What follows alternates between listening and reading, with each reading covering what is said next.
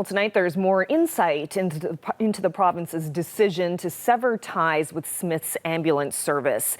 Internal documents reveal multiple allegations and claims of a dysfunctional relationship, but owner Wade Smith believes it was all part of an effort to shut down his private ambulance company. Here Now's Heather Gillis brings us this feature report. In March, Eastern Health asked the province to cut its contract with Smith's Ambulance. Documents CBC News obtained from the health department through access to information detail some of the reasons why officials wanted that to happen. They say Smith's Ambulance failed to respond to 911 calls, refused patient transfers, and had 2 emergency medical responders working without proper authorization. Claims ambulance operator Wade Smith denies. All these allegations are exactly what they are. They're allegations.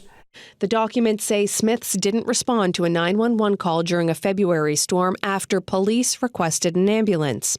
In an email, the provincial medical director, who oversees and authorizes paramedics, said that he had, quote, serious concerns after Smiths outright refused the Priority 1 emergency call.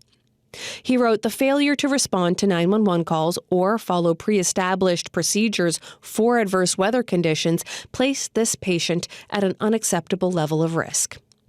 Eastern Health issued something called a notice of non-compliance after that incident, saying Smiths initially accepted the call. They said they'd leave once the door to the garage could be opened, but then later refused to go. Smith's side of the story? He says they lost power 3 times and couldn't get their backup generator working, and that it took time to open the garage doors manually and clear away snow. So anyway, we relayed that back to Eastern Health, and when we were back up and running and everything was cleared away, I called them and let them know we were back in service. And that time they were after calling their operator. Smith's lawyer wrote health officials saying the company was back in service within a few minutes and that the storm and power outage were, quote, both beyond Smith's reasonable control and without fault or negligence. Smith also disputes the call was an emergency and says it was a wellness check. An investigation later found there was a 13-minute delay in response time. The crew that did respond reported roads were mostly plowed at the time and that, quote, visibility wasn't unduly compromised. But it's not just the delay. The health authority also took issue with Smith's interpretation of the right to refuse unsafe work under the Occupational Health and Safety Act. Under the Act, any employee in this province has a right to refuse work. It doesn't make no difference if you're a first responder or not, and that's right from the Occupational Health and Safety person I was talking to.